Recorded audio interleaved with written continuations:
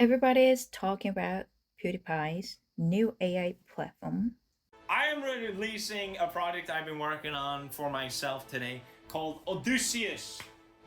It's called Odysseus. It's free, open source AI platform that runs on your own computer. No subscription, no cloud dependency. Your data stays with you. Sounds amazing, right?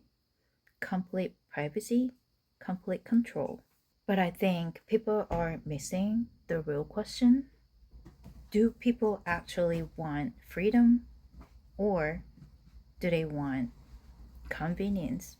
Because running AI sounds incredible until you see your hardware bill, until you see the electronic bill, until you become your own IT department.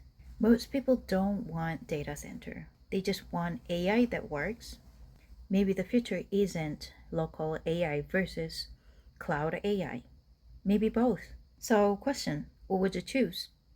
Freedom or convenience?